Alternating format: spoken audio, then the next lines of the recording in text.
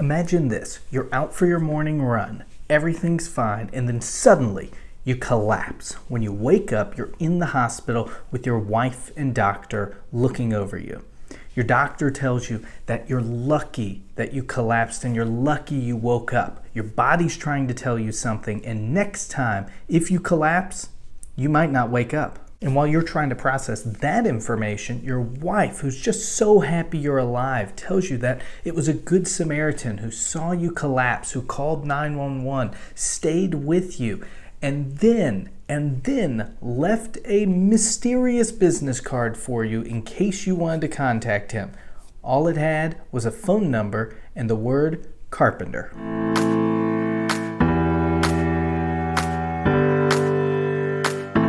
And that's the opening to today's book, The Carpenter by Jon Gordon. There's a lot of hate in the world right now, and what we need to do is we need to come together. We need to come together, love one another. And this book is about loving, serving, and caring for your fellow human being. So, without further ado, let's get into The Carpenter. If you don't mind though, real quick, hit that like button and share this video with a friend because it's really going to help the channel grow. After the collapse, our main character, Michael, is told by his wife and doctor that he needs to slow down, he needs to rest. No more working for the next few weeks. Now, Michael and his wife, Sarah, do run a startup business called Social Connect, and this news that he can't work nearly sends Michael into a panic attack. But Sarah assures him that she's not only going to not take no for an answer, but the business is going to be absolutely fine. She's going to cover everything, and it's going to be fine until he returns. Michael knows his wife isn't going to take no for an answer, so he gives in and decides to rest. And he decides to take this opportunity to reach out to the carpenter, the man who saved his life. He picks up the business card, he calls the phone number, it goes straight to voicemail. He's getting ready to leave a message, but before he can, the voicemail comes on, and it's this mysterious voice that says, "Hello, you've reached me, I'm the carpenter. Right now, I'm creating a masterpiece. I can't take your call, but I will be dining at a local burrito joint, and if you'd like to join me for lunch, that's where I'll be." Michael decides to head down to the local burrito joint, and as soon as he gets there and the carpenter recognizes him, he runs up, he greets him with a big hug, he tells him he's so excited to see him, he's so happy that he's doing well, he looks much better than he did the last time they met. He apologized for not writing his name on his business card because he found that to be more personal, but he just didn't have the time. And that's when we learn his name is J. Emanuel. Now, a spoiler for all of you that haven't read the book, or maybe not a spoiler, but with the name, the first initial J, and the occupation of carpenter, I know what you're thinking. You're thinking, oh, is this guy somehow Jesus? No, he is not. So get that out of your mind. That is not the direction this book is going, but that's where I thought it was the first time I read it, but that is not where the book is going. As Michael and Jay get to talking, Michael informs him that he's in need of an entertainment unit, and he'd love, if Jay wasn't too busy, for him to come build an entertainment unit for him. And Jay obliges, said he'd be happy to do it. He's just got to make sure he can work him into his schedule.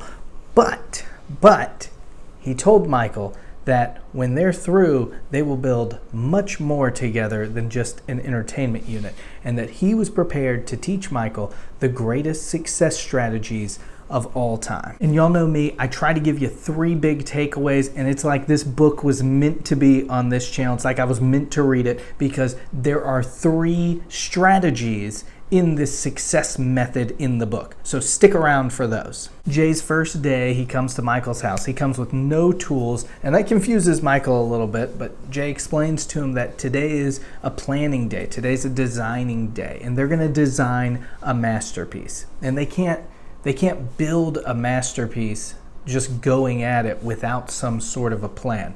And this is kind of where you begin to see and feel the relationship beginning to be established and somewhat beginning to change from strangers to a mentor-mentee relationship between Jay and Michael. Jay goes on to explain that just like trying to build an entertainment masterpiece without a plan, you can't go through life without a plan.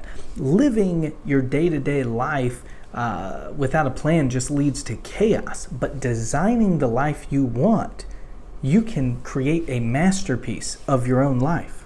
And this just, it blows Michael's mind. He'd always kind of thought of his masterpiece as this business he's building with his wife. But ever since his accident, he started to question everything and the entire method, his entire life.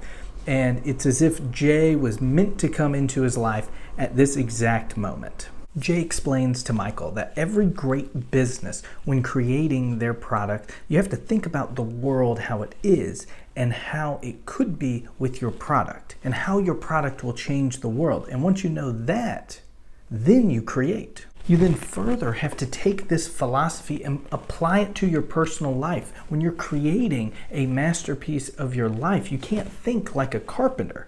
You have to think like a craftsman. You have to approach your work as if it's a masterpiece every single time, and you have to approach your life the same way. You got to design it down to the last detail, and then take that blueprint and make your life a work of art. Make each day better than the day before. Focus on doing great things, then strive for perfection, knowing you'll never achieve it. You got to take risk, fail, learn, grow, improve, and do better each and every day. Jay also provides Michael with a positivity pledge, a pledge he can say to himself every day, and especially on days where he's having a bad day. Now, it is a long one, so I'm not going to recite it for you right now. I will leave it down in the comments section, and I would also recommend you make it a part of your commonplace book. I know I've made it a part of mine, and if you have no idea what I'm talking about, you can click up here to see more about commonplace books. But let's get back to The Carpenter. And boy, did Michael need that positivity pledge now more than ever, because that night Sarah came home and let him know that their largest client was going to be leaving them at the end of the next 2 months. And wow, Michael was at a loss the next morning and was discussing the situation with Jay, and he explained to him how stressed he feels and how he's just racing from top to bottom with his company, and the stress is just starting to overwhelm him. And that's where I would recommend the book, Don't Sweat the Small Stuff. Jay sits back and says, stress is caused by fear. Fear is a self-fulfilling prophecy that leads to failure, and fear gets in the way of the way. And the way, as Jay puts it, begins with love, which is takeaway number 1. Love is the greatest success strategy of all. The way begins with love. Love is the antidote to stress and fear that you are feeling. And doing things in love will cast out fear and will create more success than you could ever imagine. And by focusing on loving more and more, the more you are going to drive out fear and the more it will fade away. So building everything with love and loving everything you do, that is the key. Love is an investment. It is an investment in ourselves. It's an investment in others. It's not in things. Today, too many people are putting their love for things ahead of love for others. And we need to invest more in relationships, not because we want something, but because we want to build something and we want this success to follow. We have to love one another. And love is the most powerful with families. You want to build your family. You've got to invest time and love in your marriage and in your kids. Don't ignore the most important people and the closest people to you. Don't communicate less and spend less time with them because you're too busy. These are the people that are going to be there at the end of your life. These are the people that are going to cry the hardest at your funeral. Don't ignore them. Don't waste the time you have where you can be putting in that time with them, where you can be loving them and focusing on them. So make time, develop those relationships, invest in your family, and invest that quality time that's going to improve all aspects of your life. Well, now Michael's fired up, so he asked Jay, he said, how can I put this love into action and show others I'm committed? And that leads to the second greatest success strategy of all, serve others. You can tell the book kind of takes a minute to gain momentum, gain steam, but once it starts going, man, it starts going, and you're just feeling that momentum and you just can't put the book down. So to serve has a lot to do with leadership, and to serve, we must love, and since we love, we must serve through our love, and we must fill others' lives with our love. You know, real leaders are great because they serve others. Real leaders give their power away, and therefore they are loved by others. And we only really receive the true power or influence of others by serving them out of love, and by them feeling that we truly care about them, we truly love them, and we truly want to serve them. To be a truly great leader, you must give up your ego and serve. Only through service and sacrifice can you become a great leader. You have to serve to lead.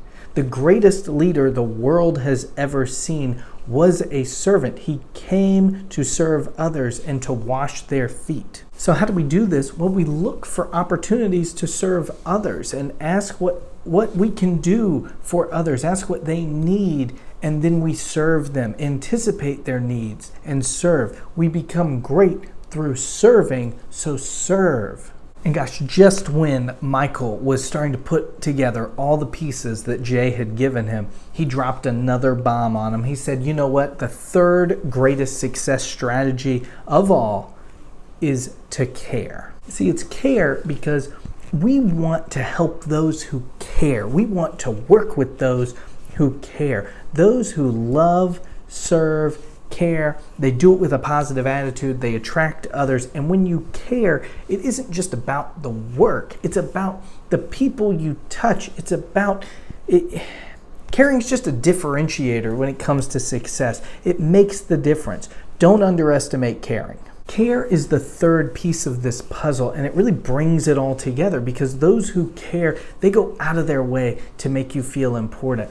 And it all starts with you. One person that cares, one person can inspire others. Small gestures mean everything when it shows someone you care, especially in a unique way.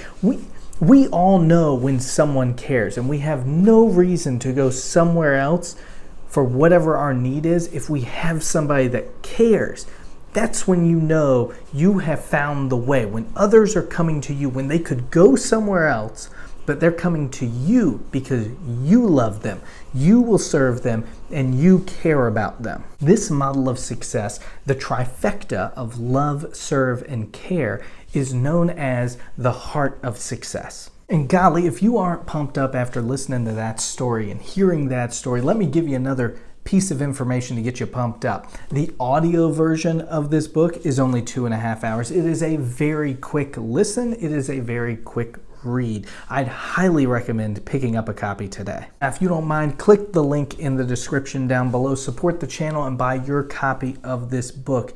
And everybody, let's stop the hate. Let's just love each other. Let's just serve each other. Let's just care about one another. Can we do that, please? Thank you. Have you given this video a thumbs up yet? You should. It's the end of the video and you made it this far. If you enjoyed it, go ahead and click on this playlist right here.